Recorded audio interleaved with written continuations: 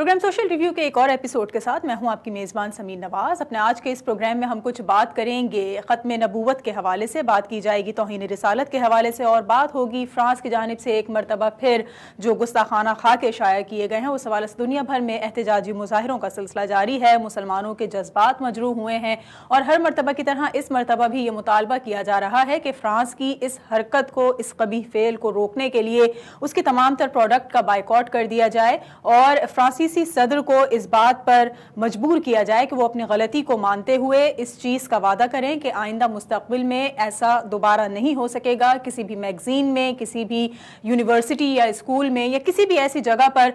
اس عمل کو دہرایا نہیں جائے گا جس سے اسلام سے تعلق رکھنے والے لوگوں کے جذبات مجروح ہوں گے، مسلمانوں کے جذبات مجروح ہوں گے، اور ان کے لیے سب سے مقدس ہستی تصور کی جانے والی شخصیت کو اس طرح سے مضحکہ خیز انداز میں پیش کیا جائے گا۔ دنیا بھر میں جاری احتجاجی مظاہروں اور سلسلوں کے حوالے سے ہم آج کے اس پروگرام میں کچھ بات چیت کریں گے کہ نہ صرف یورپ اور امریکہ میں بلکہ ان تمام تر ممالک میں جہاں مسلمانوں کی ایک بڑی تعداد پائی جاتی ہے احتجاج کا سلسلہ جاری ہے، اور فرانس کے صدر ایمانوئل میکرون کے خلاف احتجاج کا یہ سلسلہ طول پکڑتا چلا جا رہا ہے۔ کتنا نقصان ہو رہا ہے فرانسیسی صدر کو ان احتجاجی مظاہروں کے نتیجے میں، کیونکہ جو بائیکاٹ کیا گیا ہے ان کی مصنوعات کا، اس سے کیا واقعی ان کی معیشت ہمیں کسی زبوحالی کا شکار ہوتی ہوئی نظر آئے گی، یا پھر مسلمانوں کو کوئی اور طریقہ کار اختیار کرنا پڑے گا کہ ماضی کی طرح آئندہ بھی اس طرح کے واقعات رونما نہ ہو سکیں۔ آج کے اس پروگرام میں اسی موضوع پر کچھ بات کرنے کے لیے ہمارے ساتھ موجود ہیں سینئر صحافی اور تجزیہ کار مسعود عبدالی۔ ان سے کچھ گفتگو کریں گے لیکن ایک بریک کے بعد۔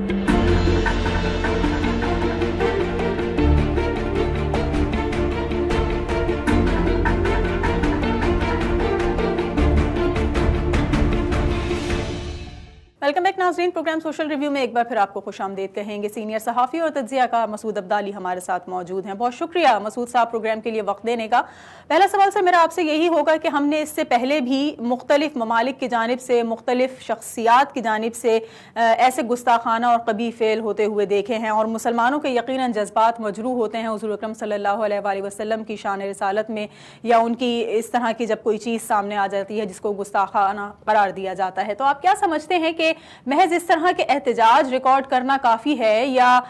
جو روایتی طریقہ کار ہے احتجاج کا اس کو تبدیل کرنا ہوگا، کچھ اس میں تبدیلی لانی ہوگی اور کچھ ایسا لاہ عمل ترتیب دیا جائے کہ آئندہ کبھی ایسے کسی احتجاج کی نوبت نہ آ سکے؟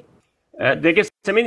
جو فرق آیا ہے وہ یہ ہے کہ احتجاج کے ساتھ یا روایتی احتجاج کے ساتھ جو ہے وہ بائیکاٹ بھی ہو رہا ہے، اور ظاہر اس کے بڑے اثرات مرتب ہو رہے ہیں فرانس کے اوپر۔ ایک تو یہ آپ کو پتہ ہے کہ پینڈیمک کی وجہ سے، یہ جو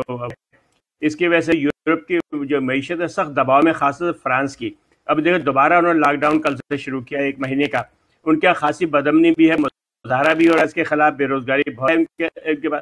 تو اس بائیکاٹ میرا خیال ہے وہ جو روایتی تحریک تھی جلسے کی اور ان کے کونسل خانوں پہ مظاہرے کرنے کی، وہ تو شاید اتنا اس کا اثر نہیں ہو رہا ہے، لیکن بائیکاٹ کا بہت مؤثر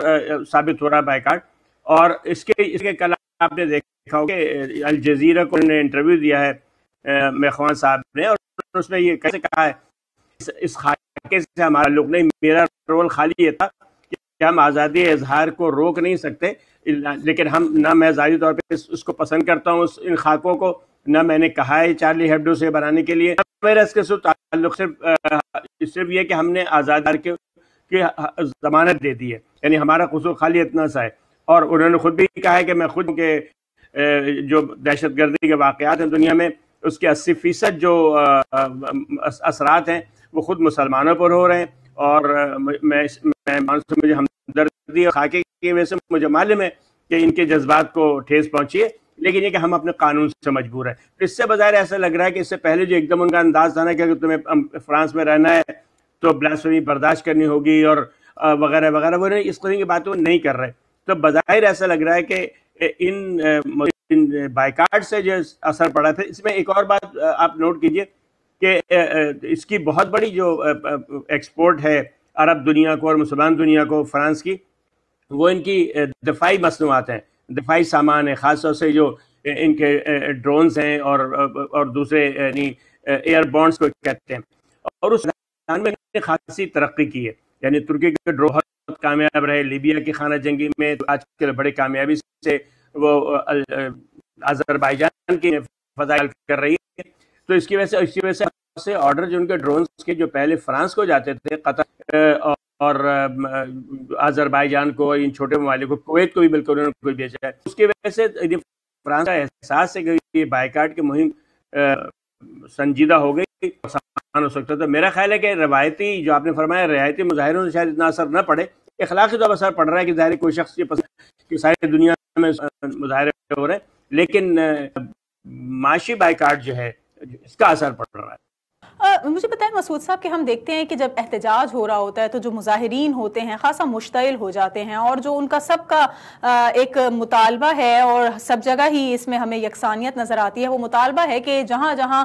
فرانس کے سفیر موجود ہیں، جو ان کے قونصل خانے موجود ہیں، اس قونصل خانے کا جو تمام تر عملہ ہے اس کو ملک بدر کر دیا جائے، ان کو ان کے ملک واپس بھیج دیا جائے. تو اس طرح کے ایکٹ سے، اس عمل سے کیا فرانس کو اس بات کا اندازہ ہوگا کہ اس نے کسی غلط عمل کی سربراہی کی ہے، یا اس کی سیاسی سرپرستی میں اگر ایسا کوئی کام ہو رہا ہے تو اس کو نوٹس لینا چاہیے کہ کہاں غلطی ہو رہی ہے؟ تو یہ سفرا کو واپس بھیجنے والا عمل جو ہے، آپ سمجھتے ہیں کہ طریقہ کار مناسب ہے اور اس کو درست کر دانیں گے؟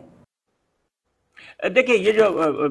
سفیروں کو بلانے اور بھیجنے کا تعلق ہے، یہ تو یہ جسے کہتے ہیں سفارتی جو رکھ رکھاؤ ہے، پروٹوکول ہے، ایسا ہی کرتے ہیں. مثلا آپ نے دیکھا ہوگا چارلی ہیبڈو نے بھی جب انہوں نے ترکی نے مذمت کی اور یہ کہا کہ صدر احمد خان کو دماغی علاج کی ضرورت ہے، تو وہاں سے اپنا سفیر واپس بلا لے ترکی سے. تو یہ چلتی رہتی ہیں. تو ظاہر ہے کہ یہ، لیکن میں نے عرض کیا کہ یہ جو تحریک یعنی جو قوتیں، مسلمان قوتیں دنیا میں، جو حکومتیں ہیں، وہ اتنی مضبوط نہیں ہے کہ کوئی اچھا موقع اختیار کر سکے. اب دیکھیں پاکستان تعلقات، تو اس سے کوئی اثر نہیں پڑے گا فرانس کے اوپر. ہاں، اگر کی صورت میں سارے کے سارے اسلامی ممالک توڑ دیں تعلقات تو فرق پڑے گا. تو میرا تو خیال ہے کہ اس وقت یہ بائیکاٹ کے مہم کو اگر مزید مؤثر کیا جائے اور اس کے اوپر توجہ دی جائے تو اس سے جو اثر پڑے گا، اس لیے کہ یعنی پیٹ پہ پڑنے والی ضرب ہے وہ سب سے سخت ہوتی ہے، ہر ایک کو محسوس ہوتی ہے وہ. تو اور یہ پہ کیسی ایک بار نہیں، جب آپ بائیکاٹ کرتے ہیں مصنوعات کا تو ایسا نہیں ہوتا کہ 2 مہینے کے بعد دوبارہ خریدنا شروع کر دے. کوئی نئی مصنوعات جو ہے میدان اس کا راستہ وہ جگہ بنا لیتی ہے. تو اس بار سے لوگ خاصی ڈرتے ہیں. تو میرا خیال ہے کہ اس کا احساس ہے اس بات کو فرانس کو کہ اگر یہ بائیکاٹ بہت سنجیدہ بے عرصے سے چلا گیا تو ان کو بھاری نقصان ہو سکتا ہے، خاص کل جبکہ ان کی ویسے ہی جمود کا شکار ہیں اس وبا کی وجہ سے. اچھا مسعود صاحب، مجھے بتائیے کہ ہم دیکھیں اگر ماضی میں تھوڑا پیچھے جائیں تو 2018 میں بھی یورپی یونین کی عدالت نے ایک ایسا فیصلہ دیا تھا اور کہا تھا کہ آزادی اظہار رائے کا نامناسب استعمال یقیناً نہیں ہونا چاہیے، اور ایسا کوئی اس کا استعمال بھی نہیں دیکھا جانا چاہیے کہ جس سے اسلام سے تعلق رکھنے والوں کے جذبات مجروح ہوں یا کسی کا ایمان جو ہے وہ ہمیں خطرے میں جاتا ہوا نظر آئے. تو آپ کیا سمجھتے ہیں کہ اقوام متحدہ میں ایسا کوئی بل پیش کیا جانا چاہیے، کوئی ایسی قرارداد لانی چاہیے، کسی ایسے قانون کا اب وجود میں آ جانا ضروری ہے کہ آئندہ ہم دیکھیں کہ ایسا کوئی جو کام ہے وہ نہ ہو سکے یا کوئی گستاخانہ خاکہ شائع کرنے کے بارے میں نہ سوچ سکے؟ دیکھیں، اس مسئلے میں مصر کے مرسی نے ایک تحریک چلائی تھی اقوام متحدہ میں، لیکن اس کے بعد ان کی حکومت ختم ہو گئی. عمران خان نے بھی اپنی لیے تقریر جو کی تھی وزیر کے بعد اس میں اس مسئلے کو اٹھایا، اردوان بھی یہ کہ یہ بات ہونی چاہیے. تو یعنی تجویز. لیکن ایک اور میں بتاؤں دلچسپ بات، ایسا نہیں، خود فرانس میں قانون موجود ہیں. آپ کو معلوم ہے 3-4 سال پہلے برطانوی شہزادی ہیں، ان کی اریاں تصاویر شائع اخبار نے، غالباً شالے کا نام ہے، اور تو اس کے اوپر بہت سخت احتجاج کیا برطانیہ نے. تو اس رسالے کو فرانس کی عدالت میں یعنی جرمانہ کیا اور ان سے کہا کہ تمام جو اوریجنل تصاویر ہیں پوری آپ واپس کریں. تو ایک کاپی کیا کسی اور رسالے نے, غالباً یہ سوئٹزرلینڈ کا رسالہ تھا, تو اس کو زیادہ دی گئی. تو ایسا نہیں ہے کہ اس قسم کے توہین قوانین موجود ہیں. اسے جو قانون بنا ہوا ہے, عمران خان نے بات اٹھائی ہے کہ جو واقعہ ہوا تو ہولوکاسٹ کو اس کی مذمت ایک بین الاقوامی جرم ہے یورپ میں. اسی طرح اینٹی سیمیٹک بات کرنا, آپ کو معلوم ہے کہ برطانیہ کے جو قاضی حزب اختلاف میں کوربن صاحب, ان کی رکنیت جو ہے معطل کرنے کی بات ہو رہی ہے کہ اس لیے کہ انہوں نے اینٹی سیمیٹزم کے بارے میں دلچسپی کا مظاہرہ کیا, بلکہ انہوں نے مذمت نہیں کی اینٹی سیمیٹزم تحریک. تو ان کی جو ہے وہ خالی اتنی سی بات کے اوپر ان کی رکنیت جو ہے وہ موڑنے کی بات ہو رہی ہے. تو یہ قوانین ہیں, بس مسئلہ یہ ہے کہ اس کے اوپر عمل درآمد نہیں کرتے. اگر وہ برطانوی شہزادی کی جو ناموس کی بات ہو تو 1.5 بلین لوگوں کے جو مذہبی جذبات ہیں ان کی کم از کم یہ اہمیت تو ہونی چاہیے. اچھا, پاکستان کی جب ہم بات کرتے ہیں تو یقیناً اسلامی ممالک میں پاکستان اپنی ایک جداگانہ حیثیت کے حساب سے جانا جاتا ہے, اور وزیر اعظم پاکستان عمران خان کا اگر ہم بات کریں اس حوالے سے تو اس وقت انہوں نے اس جو صورتحال رونما ہے احتجاج اور مظاہرین کے حوالے سے, تو اس عمل پر فرانس کے ایک مطالبہ کیا ہے کہ جس طرح ہولوکاسٹ کے اوپر پابندی ہے اور اس کے حوالے سے کسی بھی قسم کا ڈسکشن کرنا ممنوع ہے اور اس کو تبصرے اور تذکرے میں لانے سے منع کیا گیا ہے, تو اسی طرح اس کا کوئی قانون ہونا چاہیے اسلاموفوبیا کے حوالے سے, یا اسلام مخالف جو ایکٹ ہو رہے ہوتے ہیں اسلام کو بدنام کرنے کے لیے جو اس طرح کی سازشیں ہو رہی ہوتی ہیں, اس کے لیے کچھ اسی طرح کا اسی طرز کا بنایا جانا چاہیے طریقہ کار. آپ کتنے متفق ہیں اس مطالبے سے؟ دیکھیے, اس میں سیدھی سی بات یہ ہے کہ اگر یہ مسلمان قوم جو ہے وہ بھی اتنی مضبوط ہوتی خاص والے ہیں, اینٹی سیمیٹک والے ہیں, تو ہمارے اس لیے کہ دونوں کا کیس تو ایک ہی جیسا ہے کہ اب بات بالکل درست ہے کہ بھائی آخر 6 ملین لوگ مارے گئے تھے, ان کو مذاق بنانا, کو ان کے ان کو انکار کرنا ان کے قتل کا, یہ انتہائی یعنی غیر اخلاقی بات ہے. اور اس کے اوپر جو قانون بنے ہوئے ہیں ہولوکاسٹ انکار کا, تو بالکل درست ہے. اسی طرح اینٹی سیمیٹزم کے جو قوانین ہیں وہ بالکل چاہیے. تو میرا خیال ہے کہ یہ عالمی ضمیر کو سوچنا چاہیے کہ ایک خالی مسلم امت ہے کہ جس کے جذبات کی ان کو کوئی خیال. جبکہ دیکھیں ایک اور بات جو انہوں نے عجیب سی بات کہی, چارلی ہیبڈو بھی حضرت عیسیٰ کا خاک کے برابر اعتراض دی. ہم نہیں کر سکتے, مسلمان انبیاء انتہائی محترم ہیں, یعنی ہم جتنی احترام عزت ہمارے اپنی ہے, ہم ایسے ہی احترام حضرت علی, حضرت عیسیٰ اور حضرت مریم کے کرتے ہیں, تو ہم تصور بھی نہیں کر سکتے. تو یہ مطلب یہ بات عالمی فورم پہ سنی نہیں جا رہی, کو نہیں معلوم, دنیا کو معلوم ہے یہ بات, لیکن ظاہر ہے کہ قوت میں اپنے مفادات ہیں. اب دیکھیں جو یو اے ای کے, انہوں نے کہا جی ہم اس معاملے میں فرانس کے ساتھ ہے, اس لیے کہ پوری تحریک اخوان المسلمین چلا رہی ہے. یہ اس قسم کی معاملہ ہوگا تو یہ قانون سازی کیسے ہو سکتی ہے, ورنہ یہ اخلاقی طور پر تو قانون بالکل یہ ویسے ہی قانون ہے, اس لیے کہ ہولوکاسٹ کے لوگوں کی تعداد تو اب ملین, کئی چند ملین ہے, جبکہ مسلمانوں کی تعداد 1.5 بلین ہے. تو ہو سکتا ہے, لیکن اس کے لیے ایک منظم مل کر اسلامی ممالک کو. ٹھیک ہے مسعود صاحب, آپ سے کچھ مزید گفتگو بھی کریں گے, ایک بریک لیں گے یہاں پر, اور بریک کے بعد واپس آئیں گے تو کچھ مزید سوالات کے جوابات جانیں گے. ہمارے ساتھ رہیے.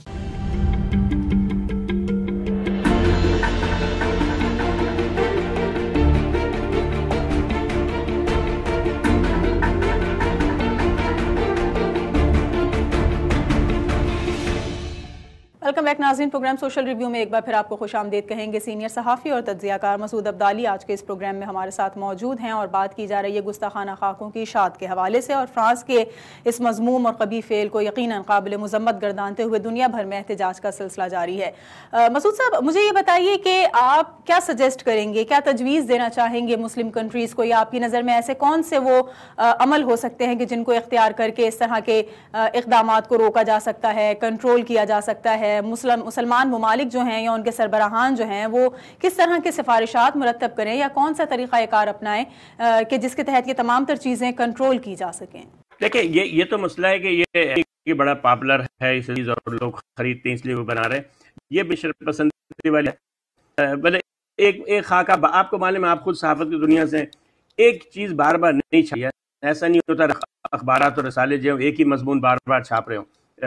بہت نہیں ہوتا، لیکن وہ ایک ہی کارڈ بار چھاپتے چلے جا رہے ہیں اور بالکل یہ دھمکی والا انداز ہے کہ ہم ضرور کریں گے، اور پھر اس پہ ذرا سا بھی ان کو احساس نہیں کہ بات غلط۔ تو یہ مسئلہ اس میں میرا تو خیال ہے کہ ہو کہ جو دنیا ہے ان کے لوگ سر جوڑ کے بیٹھتے ہیں، اس بات تو طے کریں کہ سارے اختلافات اپنے اب دیکھیں، عجیب سی بات ہے کہ ترکی جو ہے وہ بائر رہا ہے، کروا رہا ہے، لیڈ کر رہا ہے فرانسیسی مصنوعات کی، اور سعودی عرب جو ہے ترکی کی بات کر رہا ہے، تو ظاہر اس پس منظر میں تو چیز نہیں ہو سکے گی۔ تو ہونا یہ چاہیے کہ جو OIC ہے یا اسلامی کانفرنس ہے یا مسلم دنیا ہے، یہ لوگ کچھ منیمم چیزیں طے کر لیں، بھائی اس کے اوپر ہم اختلافات کو بالا طاق رکھ کے اس مسئلے کو اٹھائیں گے، اور اگر قوموں کے سطح کے اوپر مذاکرات ہوئے، ساری اسلامی دنیا مذاکرات کرے، فرانس سے، جرمنی سے، یورپی یونین سے، تو میرا خیال ہے کہ آخر انہیں بھی تو تعلقات چاہیے، ایسا تو نہیں کہ صرف ضرورت ہے فرانس کو بھی تو آخر منڈیوں کی ضرورت ہے، اور اسلامی دنیا ایک 1.25 ارب لوگوں کی جو منڈی ہے، یہ بہت بڑی اس کو اتنا آسانی ہے، یورپی کاروباری دنیا یورپ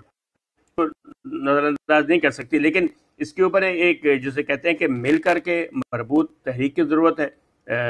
وہ بدقسمتی یہ ہے کہ دنیا میں کوئی ایسی قیادت جس کے اوپر سب لوگوں کا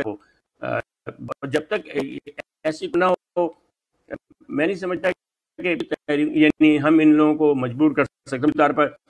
ہماری صحافیوں کا انجمن ہونی چاہیے تھی عالمی، وہ جا کے چارلی ہیبڈو کے انتظامیہ سے بات کرتی، یعنی آخر یہ سب چیزیں دنیا میں ہے نا، لیکن ہمارے اس میں صرف فورم نہیں، جو تنظیمیں ان کا آپس میں ایسا کوئی رابطہ کہ مل کر کے ایک موقف اختیار کر سکے۔ اچھا، جب ہم دنیا بھر میں احتجاج کی بات کر رہے ہیں، فرانسیسی مصنوعات کی بائیکاٹ کی بات کر رہے ہیں، تو یقیناً اس کا کچھ نہ کچھ ریئیکشن ہمیں فرانس میں بھی نظر آ رہا ہوگا، وہاں پر بھی مسلمانوں کی ایک بڑی تعداد جو ہے وہ موجود ہے، پائی جاتی ہے، کچھ ان کے مخالفین بھی یقیناً ایسے رکھتے ہوں گے وجود جو سمجھتے ہوں گے کہ جو اس وقت فرانسیسی صدر کا سرپرستی کرنا ہے ایک ایسے عمل کی یا حمایت کرنا ہے آزادی اظہار خیال کے نام پر، تو اس کے لیے ان کو کتنا نقصان ہو سکتا ہے، سیاسی ساکھ کتنی متاثر ہو سکتی ہے، ان کا جو وہاں پر طرز حکمرانی ہے وہ کتنا ڈسٹرب ہو سکتا ہے؟ کیا اس طرح کی کچھ چیزیں سامنے آئی ہیں کہ اس قبیح فعل کی سرپرستی کے بعد ایمانوئل میکرون کو جو ہے وہ تھوڑا سا پریشانی کا سامنا کرنا پڑا اور تھوڑا ڈسٹرب ہوئے ہوں وہ؟ دیکھیں، یہ تو پورا معاملہ ہے ہی سیاسی نا، مطلب اگر آپ انتخاب جو ہوا تھا 2017، تو میری لاپن مخالف تھی، وہ بالکل یہی بات کر رہی تھی، یہی انداز تھا، یہی بیان تھا، بلکہ یہی ٹون تھا، یہی لب و لہجہ تھا میری لاپن کا، جب کے خلاف الیکشن لڑ رہے تھے، اور اس وقت یہ میری لاپن کی مذمت کرتے تھے۔ انہوں نے کہا یہ فرانس جو ہے وہ آزاد خیال میں اس میں انتہا پسند نظریات کو گنجے، اور اسی بنیاد پہ انتخاب جیتے وہ، یعنی ان کو 2/3 ووٹ ملے، 66% قریب ان کو ووٹ ملے، اس لیے کہ جو روشن خیال لوگ تھے، عام فرانسیسی تھے، تو میرے کا یہ تنگ نظر جو بیانیہ تو پسند نہیں تھا۔ لیکن اب اتفاق یہ ہو رہا ہے کہ میری لاپن مقبول ہو رہی ہیں، اس لیے نہیں کہ بیانیہ ان کا ہے، بلکہ یہ کہ جو معاشی حالات خراب ہیں۔ آپ نے دیکھا ہوگا کہ جب بھی حکومت کی معاشی صورتحال خراب ہوتی ہے، پالیسی اچھی نہیں ہوتی، حزب اختلاف مقبول ہوتی ہے، تو وہاں پر ہو یہ رہا ہے کہ اس وقت چونکہ گزشتہ 3 سال کے دوران انہوں نے جو بلند بانگ دعوے کیے تھے معیشت کی بہتری کے، اس میں کامیاب نہیں ہوئے، اوپر ایک نئی مصیبت جو ہے وہ کورونا کی شکل میں، تو نتیجہ طور پہ ان کے حامی میں بڑی مایوس، اس سے میری لاپن رہی ہیں، اور میری لاپن صحابہ نے جو ہے یہ شروع کر دیا، اور ابھی جو ہے اس کے مطابق میری لاپن ان سے زیادہ مقبول ہو گئی، یعنی دیکھیں کہ ان کو 30% ووٹ ملے تھے، اب وہ کہہ رہے ہیں مقبولیت کے لحاظ سے وہ 52 یا 55% کے اوپر، تو ان کو ہوا اچانک ہمارے انہوں نے اسٹریٹجی بنائی کہ وہی بیانیہ جو اس کا ہے اسلام دشمن فوبیا، ان کا اسلام فوبیا کی وجہ سے مقبول ہو رہی ہے، حالانکہ یہ بات نہیں ہے، وہ مقبول ان کی ناکامی کی وجہ سے ہو رہی ہے، لیکن ان کا یہ خیال ہے، چنانچہ وہ چاہتے ہیں کہ اس کو ووٹ بینک میں نقب لگانے کا طریقہ یہی ہے کہ اسی کا بیانیہ ہم اختیار کر لیں اور اس کے نتیجے طور پر جو ہے وہ اس کے ووٹ ہمارے ساتھ آ جائیں گے۔ لیکن آپ کو بتاؤں کہ ابھی ان کی خود اپنی کابینہ کے اندر اس مسئلے پہ اختلاف ہوا ہے اور لوگوں نے اس کو پسند نہیں کیا، بلکہ ایک اس میں آیا کہ عجیب سی بات ہے کہ ایک روشن خیال سیکولر جو ہے وہ بیانیہ اختیار کر رہا ہے جس کی ہم ہمیشہ مذمت کرتے ہیں۔ اور پھر آپ دیکھیں ان کے ایک وزیر تعلیم تھی نزہت، پہلے مجھے نام نہیں ہے، انہوں نے یہ بات کہی، بلکہ انہوں نے بڑی اچھی بات کی کہ کیسی عجیب سی بات ہے کہ ایک ماں جب اپنے بچے کو چھوڑنے آتی تو اندر تک نہیں آ سکتی، اس لیے اسکارف پہنا ہے اور اسکارف والوں کو اجازت نہیں ہے اسکول پڑھنے کی۔ انہوں نے کہا سوچیں اس پہ کیا اثر پڑتا ہوگا۔ پھر بڑی اچھی مثال انہوں نے کہا جیسے اسکارف والی عورتوں کو برقع گاڑی چلانے کی اجازت نہیں ہے، انہوں نے کہا اس کا تو مطلب یہی ہوا کہ جیسے سعودی عرب میں ایک زمانے میں عورتوں کو گاڑی چلانے کی اجازت نہیں تھی، آپ وہی قانون جو ہے ملک میں لا رہے ہیں۔ پھر انہوں نے کہا کہ وہ طالبان جو برقع اتارا کرتے تھے لوگوں کی زبردستی، انہیں تو ہم بڑی تنقید کرتے تھے، اور ہم اگر برقع پہناتے تھے زبردستی تو ہم ان پر تنقید کرتے تھے، اب ہم بچیوں کے برقعے اتار رہے ہیں۔ تو یہ تو اس نے کہا سیکولرزم تو نہیں ہے، یہ تو بلکہ انہیں سیکولر انتہا پسندی کا ہے اس کو۔ تو یہ بات اب خود فرانس کے اندر بھی یہ بات کہی جا رہی ہے، خاص طور ان کا جو بیانیہ اس وقت جو انہوں نے جس طرح کی بات انہوں نے کی تھی 2 اکتوبر کو سیمینار میں فرانس جو کیا تھا انتہا پسند، جو انہوں نے یعنی بالکل، بلکہ اس نے بیک ٹریک بھی کیا ہے کہ میں نے یہ نہیں کہا تھا، جس نے کہا تھا اسلام جو ہے وہ کرائسس میں ساری دنیا کے اندر، تو کہا میں نے یہ نہیں کہا تھا، میرے کہنے کا مطلب ہے کہ اسلام جو ہے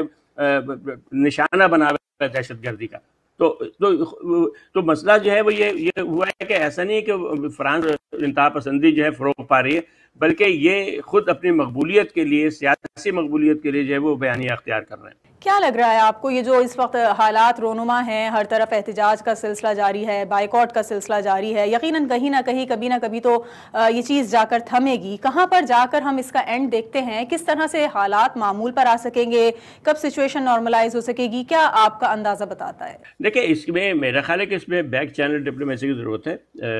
ظاہر سی بات ان کو بھی آنا کا مسئلہ ہے کہ ہتھیار تو ان کو شکست ہوگی،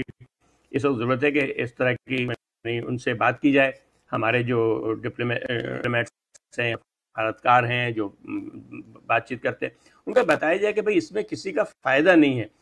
اور میں تو آخر سوچ رہا ہوں کہ کیوں نہیں دنیا کے جو مسلمانوں کے جرنلسٹ ایسوسی ایشن ہے، یہ جا کے چارلی ہیبڈو سے بات کریں، بھئی ہم پیشہ لوگ ہیں، ہم ایک ہی طرح کا کام کرتے ہیں، ان کو کہا جائے کہ بھئی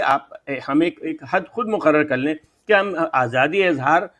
ہر لیول پہ ہوگی، یہ ہماری ریڈ لائن ہے، یہاں اس کے بعد جیسے اس میں انہوں نے بڑی تجویز پیش کی تھی بہت اچھی محمد مرسی نے، انہوں نے کہا بھئی ہم کچھ حدود ہم طے کر لیں کہ وہاں تک نہ آپ جائیں گے نہ ہم جائیں گے۔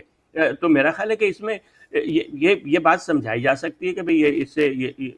یہ کوئی ایسا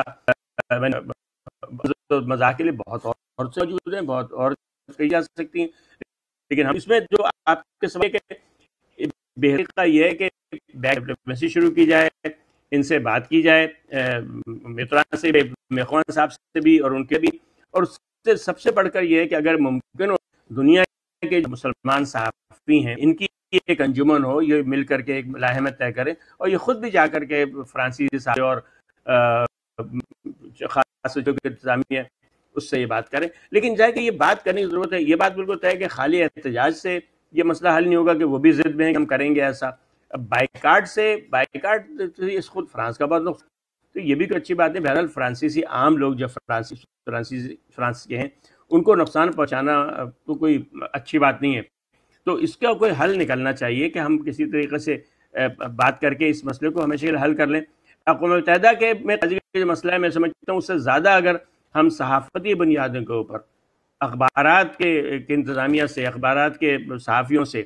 برادری کے لیول کے پر اگر یہ بات کی جائے تو شاید وہ زیادہ اچھا نتیجہ نکل سکتا ہے اس کا۔ بہت شکریہ مسعود عبدالی، آج کے اس پروگرام میں ہمارے ساتھ موجود تھے اور ہم فرانس کی جانب سے گستاخانہ خاکوں کے اشاعت کے اوپر کچھ بات چیت کر رہے تھے کہ دنیا بھر میں موجود مسلمانوں کا جو ایمان کا تقاضا ہے اس کا یہی کہنا ہے کہ اس طرح کے کسی بھی فعل کی جو ہے وہ بھرپور مذمت کی جائے، اور اسی سلسلے میں احتجاج کا سلسلہ جاری ہے، اور یہ بھی مطالبہ کیا جا رہا ہے کہ آزادی اظہار رائے کے نام پر جو کچھ کیا جاتا ہے وہ اس طرح کسی صورت قابل قبول نہیں ہوگا، اور اگر آئندہ بھی اس طرح کا کوئی ایکٹ کیا گیا تو اس سے بڑھ کر احتجاج ریکارڈ کروایا جائے گا۔ لیکن محض اس روایتی احتجاج سے ہٹ کر وہ کون سے ایسے اقدامات ہو سکتے ہیں کہ جو کرنے سے آئندہ ایسی کوئی صورتحال رونما نہ ہو سکے؟ اس پروگرام میں ہم نے کچھ وہ پوائنٹس ڈسکس کیے۔ اگلے ہفتے ایک اور پروگرام کے ساتھ آپ کے سامنے حاضر ہوں گے۔ پروگرام ٹیم کے ساتھ سمین نواز کو اجازت دیجیے۔ اللہ نگہبان۔